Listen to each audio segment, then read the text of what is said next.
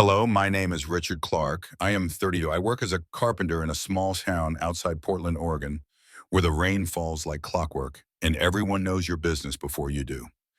But that evening, standing at the end of my gravel driveway with my truck keys heavy in my palm, I realized there were still secrets worth keeping.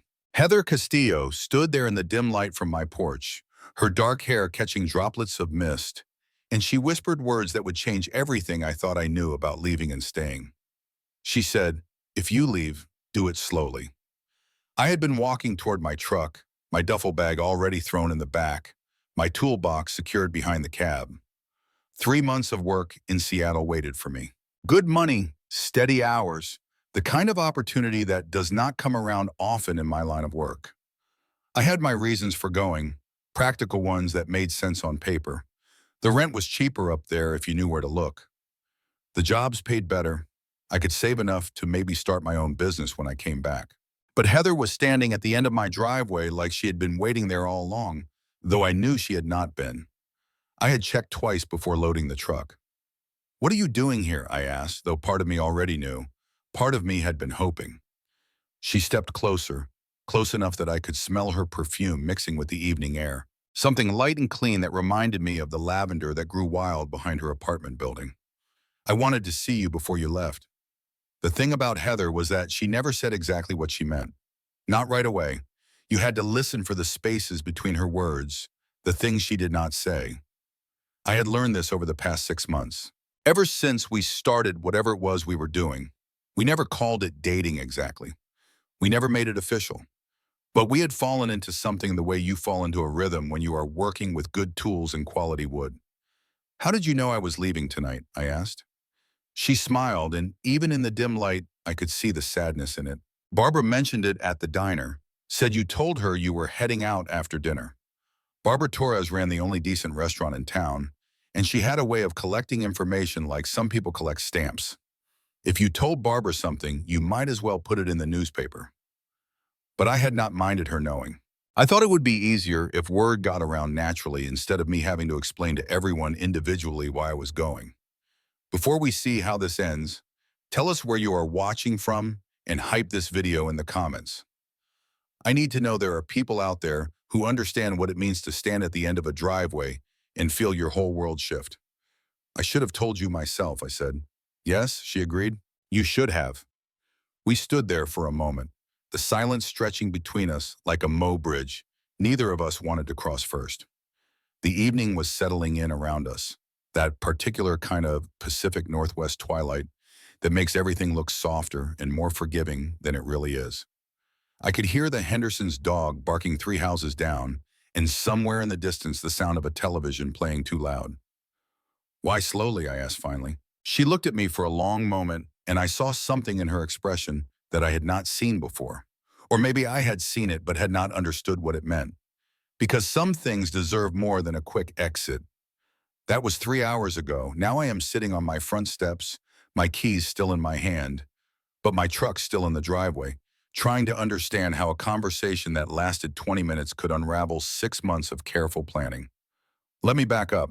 Let me tell you how I got here, how we got here, because the truth is more complicated than a woman appearing at the end of a driveway like something out of a movie. The truth started 6 months earlier on a Tuesday morning when I was replacing the deck boards on old Mr. Patterson's back porch, and Heather walked by on her way to work. I had seen her around town before. Of course, in a place like this, you see everyone around. She worked at the credit union on Main Street, lived in one of those converted apartments above the antique store, drove a blue Honda that needed new brake pads. I knew these things the way you know things about people in small towns without really thinking about how you learn them. But that Tuesday morning was different. She stopped walking and watched me work for a minute, not in a way that felt intrusive, but like she was genuinely interested in what I was doing. "You're replacing all of them?" she asked. I looked up from where I was prying up a rotted board. She was wearing a gray dress that looked professional but comfortable, and her hair was pulled back in a way that showed the line of her neck. "Most of them," I said. "Water damage should have been done years ago." She nodded like this made perfect sense to her. "Mr. Patterson's lucky to have found someone who knows what they're doing." It was not much of a conversation, but there was something about the way she said it that made me pay attention. Not like she was flirting exactly, but like she meant it. Like she understood that there was skill involved in what I was doing, that it mattered. I'm Richard, I said to her. Oh, and I said, oh, Heather. She shifted her purse from one shoulder to the other. I should get to work, but it's nice to see someone taking care of this place. It's been empty too long. After she left, I found myself working more carefully, paying more attention to the details. Not because I thought she would walk by again, though part of me hoped she would, but because her comment had reminded me why I liked this work in the first place. There was something satisfying about taking something broken and making it solid again, about using your hands to create something that would last. She did walk by again the next day and the day after that. It became part of her routine. I realized she left for work at 8:15 every morning, walking the 4 blocks from her apartment to the credit union. And if I was working on a project along her route, she would stop and ask about it. Not in a way that slowed me down, but in a way that made the work feel more important somehow. The third week, I timed my coffee break to coincide with her walk. Morning, I said, standing up from where I had been installing new window trim on the Murphy house. Morning. She paused like she was deciding something. That looks like precision work. Has to be. Windows are unforgiving if you don't measure twice. She smiled. Measure twice, cut once. My dad used to say that. Smart man. He was a machinist. Everything had to be exact. She looked at the window frame I was working on. He would have appreciated this kind of craftsmanship. There was something in the way she said it, past tense, that made me understand her father was not around anymore. I did not ask about it, but I filed the information away the way you do when you are starting to care about someone's story. Would you like to get coffee sometime? I asked. I mean actual coffee, not the stuff I make in my thermos. She considered this for a moment, and I realized I was holding my breath. I'd like that, she said finally. We met that Saturday at the small cafe next to the bookstore, the kind of place that served coffee in actual mugs instead of paper cups and had newspapers scattered on the tables. Heather arrived exactly on time wearing jeans and a soft blue sweater that made her eyes look darker than I remembered. I wasn't sure you'd come, I said as she sat down across from me. Why wouldn't I? I don't know. Maybe you were just being polite when you said yes. She stirred sugar into her coffee, thinking about this. I don't say things I don't mean. Life's too short for that kind of politeness. It was a simple statement, but it told me something important about her. Heather was direct in a way that felt refreshing after years of dating women who seemed to be speaking in code half the time. We talked for 2 hours. She told me about her job at the credit union, how she had moved to town 3 years earlier after her divorce, looking for somewhere quiet to figure out what came next. I told her about my work, about the satisfaction of building things that would outlast the person who made them, about my plan to eventually start my own contracting business. What's stopping you? She asked. Money mostly. Experience. I'm good at what I do, but running a business is different from swinging a hammer. You could learn the business part, maybe. I studied her face, trying to understand if she was just being encouraging or if she really believed it. What about you? What's next for Heather Castillo? She was quiet for a moment, turning her coffee mug in her hands. I'm still figuring that out. For the first time in my adult life, I get to decide what I want instead of what someone else wants for me. It's terrifying and wonderful at the same time. That conversation stayed with me for days afterward. There was something about the way she talked about her life that made me want to know more, but also made me careful not to push too hard. She had been married before. That much was clear, and it had not ended well. But she was not bitter about it, at least not in any way that showed. She seemed more curious than angry, like she was studying her past to understand how it had led her to where she was now. We started seeing each other regularly after that, though we never talked about what to call it. She would stop by job sites when her lunch break coincided with my schedule. I would pick up groceries for her when she was working late. We fell into a pattern that felt natural, unforced. The first time she invited me to her apartment, I was surprised by how much it felt like her. The space was small but carefully arranged with plants on every windowsill and books stacked on surfaces where most people would put decorative objects. She had painted the walls herself, a warm yellow that made the rooms feel sunny even on cloudy days. You did all this yourself, I asked, running my hand along a built-in bookshelf that had not been there when the space was just storage above the antique store. I had help with the heavy lifting, she said. But yes, mostly. It's beautiful. You have a good eye for this kind of thing. She looked pleased, but also a little surprised, like she had not expected the compliment. I never thought of myself as someone who was good at decorating. My ex-husband always said I had no sense of style. Your ex-husband was an idiot. The words came out more forcefully than I had intended, but I did not take them back. There was something about the way she had said it, casual, but with an edge of old hurt that made me angry on her behalf. She looked at me for a moment, then smiled. Thank you for saying that. I mean it. I know you do. That's what makes it matter. We cooked dinner together that night, something simple but good. And afterward, we sat on her small couch and talked until late. She told me more about her marriage, how it had started well, but gradually become something that made her feel smaller and smaller until she barely recognized herself. I told her about my own relationship history, the series of women who had wanted me to be something other than what I was. Usually it's something that involved wearing a tie more often and having opinions about wine. What do you want? She asked me as we were cleaning up the dishes. What do you mean? I mean, what do you want? Not what you think you should want or what would be practical, but what would make you happy.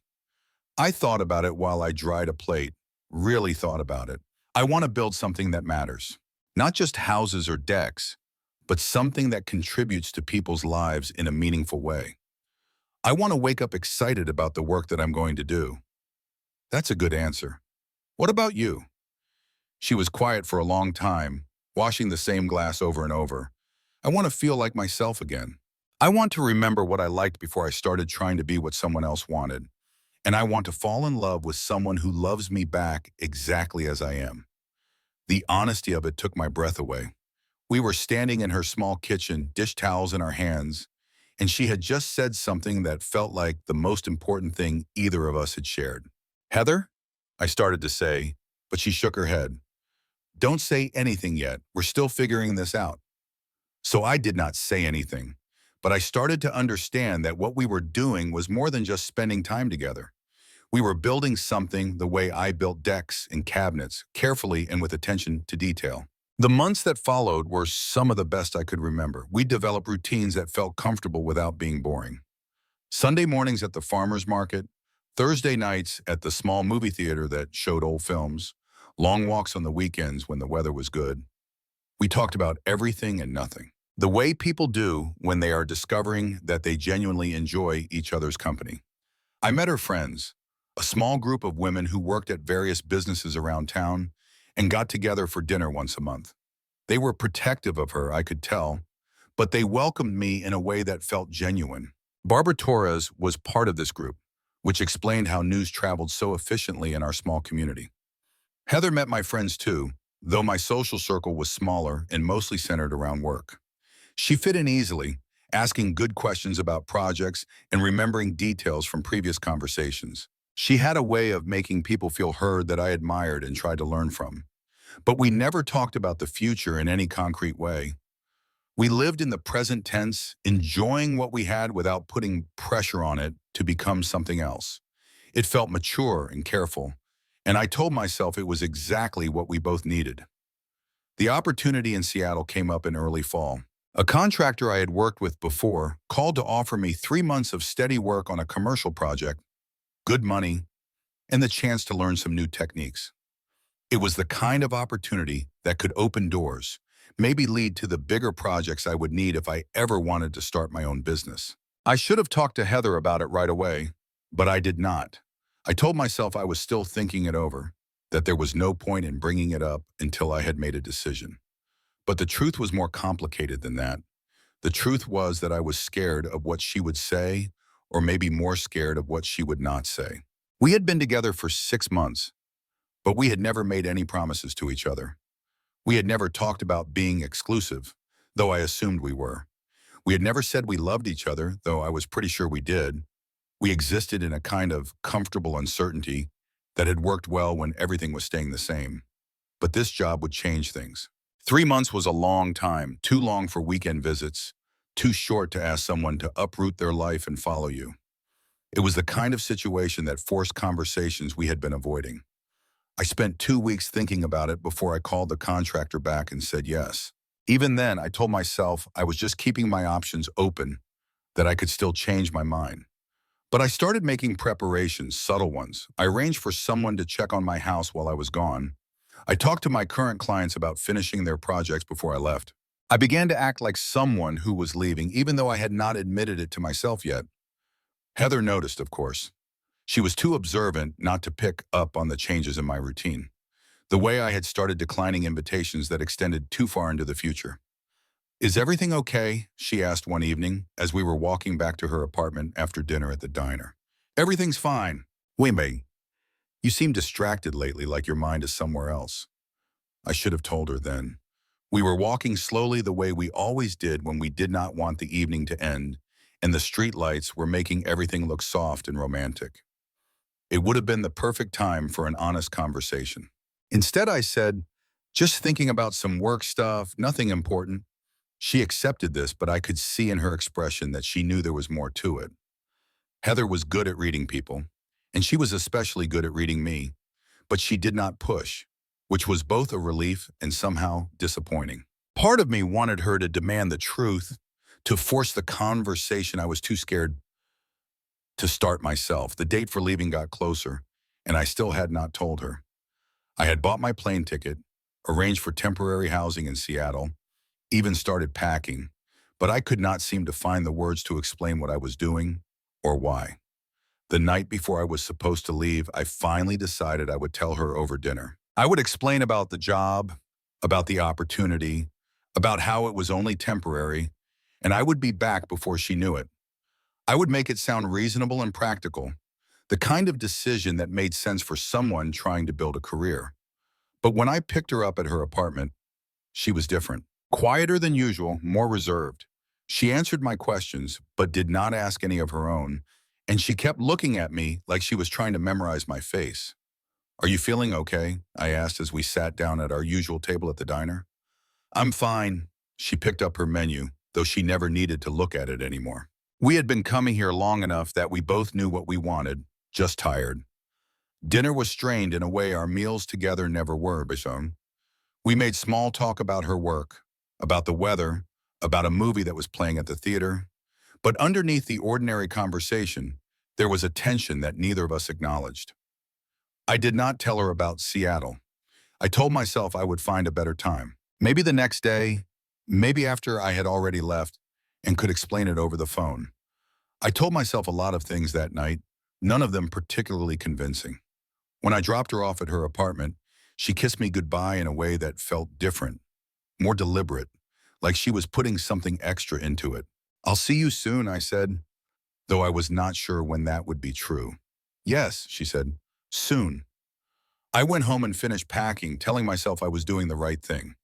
The job was a good opportunity. 3 months was not that long. We would figure it out. But as I loaded my truck the next evening, I felt like I was making a mistake I could not name.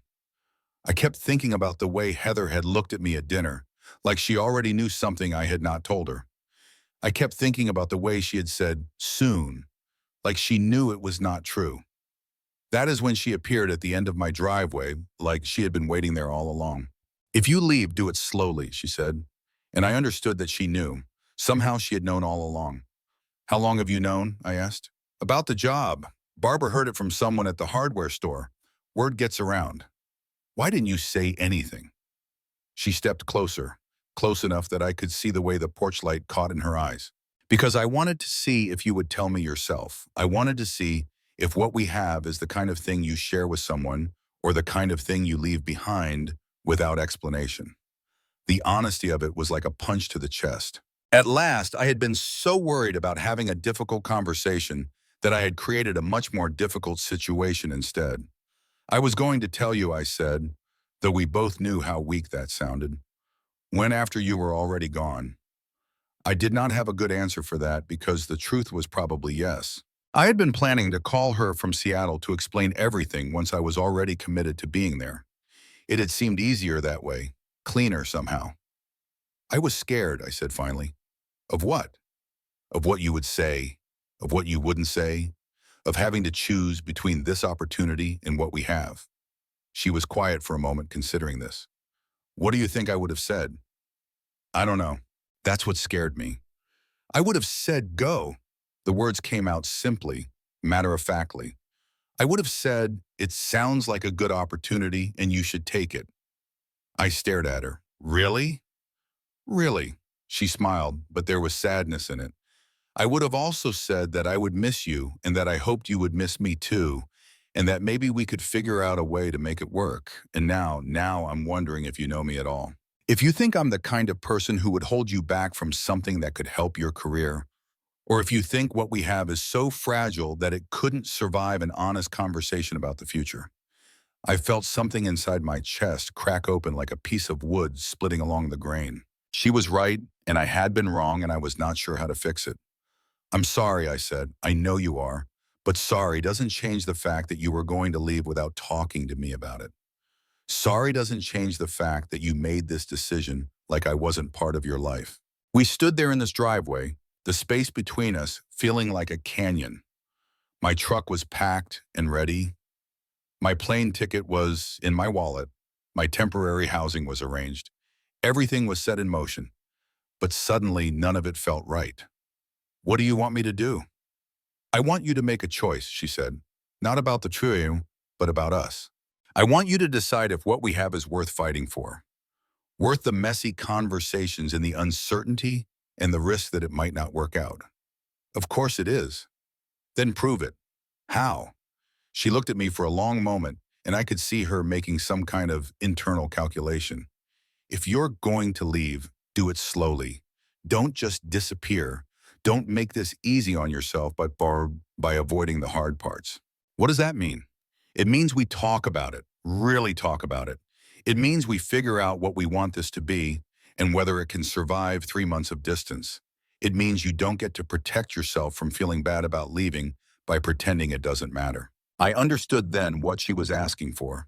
She was not asking me not to go. She was asking me to be present for the difficulty of going, to acknowledge what we were both losing, to treat our relationship like something worth grieving if it had ended. Okay, I said. Okay, what? Okay, let's talk about it. Let's figure it out. She nodded, but she did not look relieved.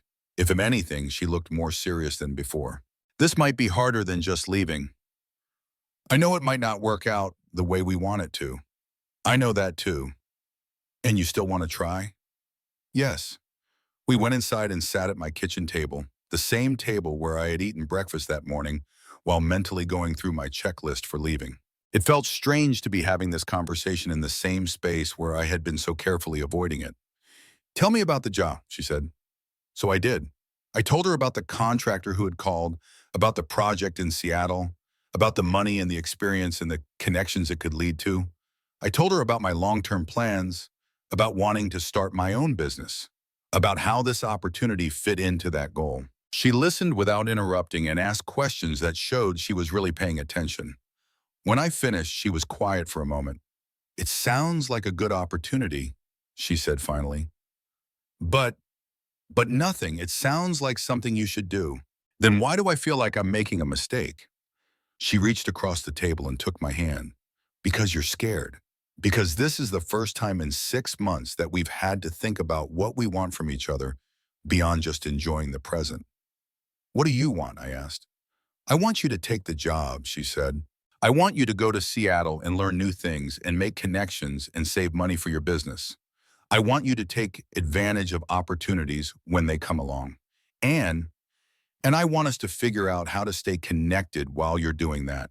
I want to know that what we have is strong enough to survive some distance in uncertainty. How do we do that? I don't know. We figure it out as we go. It was not the kind of answer I was used to getting from Heather. She was usually so clear about things, so direct. But I realized that this was uncharted territory for both of us. Neither of us had been in a relationship that felt worth fighting for when it got complicated. What if it doesn't work? I asked. Then it doesn't work. But at least we'll know we tried. What if I meet someone else in Seattle? What if you do? What if you meet someone else here? What if I do? I looked at her, trying to understand if she was being cavalier about this or if she was just being realistic. Doesn't that worry you? Of course it worries me, but I can't control what happens. All I can control is what I choose to do. And what are you choosing to do? I'm choosing to trust you. I'm choosing to believe that what we have is real enough and strong enough to survive some challenges. I'm choosing to be honest about what I want instead of pretending I don't care. What do you want?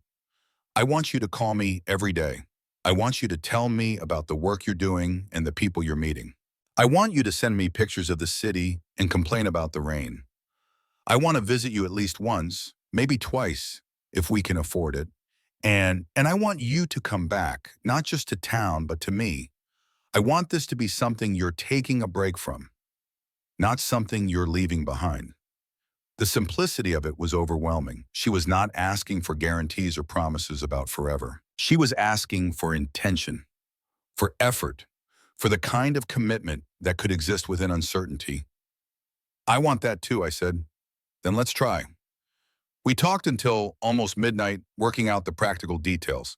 I would leave as planned, but I would call her when I got to Seattle. We would talk every evening, at least for a few minutes. She would plan to visit in a month, and we would see how it went.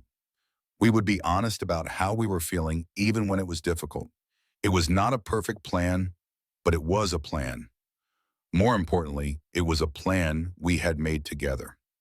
I should let you get some sleep, she said finally. You have an early flight. I wish you didn't have to go. I wish you didn't have to go. We stood up from the table and I walked her to the door. Outside, the night had gotten cooler and I could see her breath in the air. Thank you, I said. For what? For not letting me do this the easy way, for making me have this conversation. Thank you for being willing to have it. She kissed me then, and it felt different from the kiss the night before. Less like goodbye, more like see you later. Call me when you land, she said. I will. And Richard? Yeah. Don't disappear on me, even when it gets hard, don't disappear. I won't. I did call her when I landed in Seattle. I called her from the airport while I was waiting for my rental car, and I could hear the relief in her voice when she answered. How was the flight? Good, long. I'm tired. What's Seattle like so far? I looked around the airport trying to find something interesting to tell her. Busy. Lots of people in a hurry. I can already tell it's going to be different from home. Different how? Louder. More anonymous. I've been here 2 hours and I haven't seen anyone I know. She laughed, and that might be nice for a change. Maybe. I'll let you know. We talked for 20 minutes while I waited about nothing important and everything important. When I finally had to hang up to get my car, I felt better than I had in weeks. The job was everything the contractor had promised. The project was interesting, the crew was experienced, and I was learning techniques I had only read about before. The work was challenging in a way that made me excited to get up in the morning. But Seattle itself was harder to adjust to than I had expected. I had grown up in small towns, lived my entire adult life in places where you knew your neighbors and the grocery store clerk remembered your name. The anonymity of the city was liberating in some ways, but it was also isolating. I called Heather every evening as promised. At first, our conversations were careful, both of us trying to gauge how the other was doing without admitting how much we missed each other. But gradually, we fell back into our old rhythm of talking about everything and nothing. She told me about her days at the credit union, about the small dramas of small town life, about the books she was reading and the projects she was working on in her apartment. I told her about the job, about the city, about the crew I was working with, and the techniques I was learning. I miss you, she said one evening, about 2 weeks after I had left. I miss you too. How much? A lot. More than I expected to. Good. Good. It means this is real. It means we're not just comfortable habits for each other. She was right, though I had not thought about it that way. The missing felt like proof of something. Evidence that what we had was substantial enough to survive separation. 3 weeks in, I had a bad day. The weather was terrible. The job site was behind schedule, and I had gotten into an argument with one of the other contractors about the best way to handle a structural problem. I called Heather that evening, feeling frustrated and homesick. Maybe this was a mistake, I said. What kind of mistake? Coming here, leaving you. All of it. Are you learning things? Yes. Are you making good money? Yes. Are you building connections that will help you in the future? Probably. But then it's not a mistake. You're just having a hard day. I want to come home. I want you to come home too, but not because you're giving up. Come home because you finished what you came to do. Her certainty was exactly what I needed to hear. She was not trying to talk me into staying or leaving. She was reminding me why I'd come in the first place. You're right, I said. I know I am. Now tell me about this structural problem you were arguing about. Heather visited after I had been in Seattle for 5 weeks. She flew up on a Friday evening, and I picked her up at the airport with the kind of nervous excitement I had not felt since high school. She looked exactly the same and completely different. The same dark hair, the same careful way of observing everything around her. But there was something about seeing her in this new context that made me notice things I had taken for granted. The way she moved through crowds. The way she asked the rental car attendant about the best route to downtown. The way she looked at the city skyline like she was trying to memorize it. It's bigger than I expected, she said as we drove toward my temporary apartment. Everything here is bigger than you expect. Do you like it? Parts of it. The work is great. The city is a lot. She nodded like she understood exactly what I meant. I had spent days preparing for her visit, cleaning my small apartment, researching restaurants and attractions, planning an itinerary that would show her the best of what Seattle had to offer. But when we got to my place and she set down her small suitcase, all of that planning seemed beside the point. Hi, she said, looking at me like she was seeing me for the first time in months instead of weeks. Hi. Why, I guess so I am I missed you. I missed you too. We stood there in my temporary living room, suddenly shy with each other in a way we had never been before. It was strange how distance could make someone familiar feel like a stranger, even when you had been talking to them every day. This is nice, she said, looking around the apartment. It was not nice, really. It was functional, clean, but it had all the personality of a hotel room. But I appreciated her trying to make me feel better about it. It's temporary, I said. I know. We went out to dinner at a restaurant I had been wanting to try, and slowly we began to feel like ourselves again. She told me about the things that had happened at home since I left, the small changes and continuities that made up daily life in a small town. I told her about the things I had discovered in Seattle, the neighborhoods I had explored, the differences and similarities between this place and home. Do you think you could live here? She asked over dessert. Maybe for a while, but I don't think I'd want to permanently. Why not? It's too big, too anonymous. I like knowing my neighbors. Even when they know all your business? Even then, she smiled. I was hoping you'd say that. We walked around downtown after dinner, and I showed her some of the places I had discovered during my weeks there. The waterfront, the market, the neighborhoods where I had found good coffee and bookstores. She was a good tourist, curious about everything, asking questions that made me see the city through her eyes. It's beautiful, she said as we stood looking out at the water. Yeah, it is. But, but what? I can hear a but in your voice. I thought about it. But it doesn't feel like home. What does home feel like? Like you. The words came out before I had really thought about them. But as soon as I said them, I knew they were true. Home was not just a place. It was the feeling of being known, of being understood, of belonging somewhere with someone. She looked at me for a long moment. That's the most romantic thing you have ever said to me. Is it? Yes. And also the truest. We spent the weekend exploring the city together, but we also spent a lot of time just being together in ordinary ways. We cooked breakfast in my small kitchen, read books while it rained outside, talked about the future in ways we had never allowed ourselves to before. What happens when you come back? She asked on Sunday morning as we were getting ready for me to take her to the airport. What do you mean? I mean, do we go back to the way things were? Do we pretend this separation never happened? Do we make different choices about what we want from each other? It was a good question. And I realized I had been so focused on getting through the separation that I had not really thought about what would come after. I don't want to go back to the way things were, I said. What do you want? I want us to be more intentional about this. I want us to talk about the future, instead of just hoping it works out. I want to know that we're building something together, not just enjoying each other's company. What does that look like? I don't know exactly, but I know I want to find out. She packed her small suitcase while I made coffee, and we did not talk much. There was something about the impending goodbye that made conversation feel inadequate. At the airport, we stood outside the security checkpoint and tried to figure out how to say goodbye again. This is harder than the first time, she said. Yeah, it is. She's because now we know what we're missing, and because now we know it is worth missing. She kissed me then, and I could taste the salt of tears, though I was not sure if they were hers or mine. 6 more weeks, she said. 6 more weeks. And then you're coming home. And then I'm coming home. After she left, I went back to my temporary apartment and called in sick to work. I spent the day walking around the city, trying to understand what I was feeling.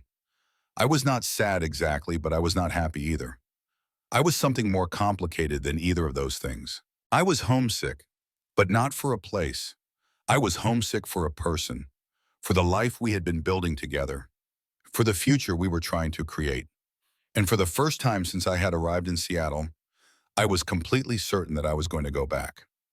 The last 6 weeks went by quickly. I threw myself into the work with a focus I had not had before, determined to learn everything I could and make the connections that would serve me well when I started my own business. I explored more of the city, tried new restaurants, even made a few casual friends among the crew I was working with. But I was also counting down the days until I could go home. Heather and I talked every evening as we had been doing, but our conversations had changed after her visit. They were more intimate somehow, more honest about what we were feeling and what we wanted. We talked about practical things too, what I had learned that could help me start my own business, what she had been thinking about in terms of her own career, how we wanted to spend our time when I got back. I've been thinking about what you said, she told me one evening about a week before I was scheduled to return. What did I say? About wanting to be more intentional about us, about building something together. And, and I think I know what that looks like for me. What? I want to move in with you. I was quiet for a moment, not because I did not want that, but because I was surprised by how much I did want it. Are you sure? I asked. I'm sure. I've been thinking about it for weeks, and I'm sure. What changed your mind? Missing you changed my mind. Realizing that I don't want to spend any more time than necessary apart from you changed my mind. My house is smaller than your apartment. We'll figure it out. My kitchen barely fits one person. We'll renovate it. I don't have enough closet space for both of us. Richard? Yeah. Do you want me to move in with you or not? Yes, God, yes. I just want to make sure you've thought it through. I've thought it through. Have you? I had. Actually, I had been thinking about it without admitting I was thinking about it, imagining what it would be like to wake up next to her every morning, to come home to her every evening, to build a daily life together instead of just spending time together. Yes, I said, I want that too. Good. Then it's settled. Just like that. It was not just like that. Of course, there were practical details to work out, logistics to manage, conversations to have about how we wanted to organize our shared life. But the decision itself was simple. The kind of clarity that comes when you finally stop being afraid of what you want. My last day in Seattle was a good one. The project was finishing on schedule. The contractor was pleased with my work, and I had made connections that I knew would be valuable in the future. I had accomplished everything I had come to do. But more than that, I had learned something about myself and about what I wanted from my life. I had learned that opportunities were worth taking, but that the people you love are worth coming back to. I had learned that distance could strengthen a relationship instead of weakening it if both people were willing to do the work. I had learned that home was not just a place you came from, but a place you chose to build with someone else. The flight back felt different from the flight there. I was not nervous or uncertain. I was excited. I was going home, not just to a place, but to a person. Not just to what I had left behind, but to what we were going to create together. Heather met me at the airport, and when I saw her waiting for me at the gate, I understood something I had never understood before about the difference between missing someone and loving them. Missing someone, it is about absence.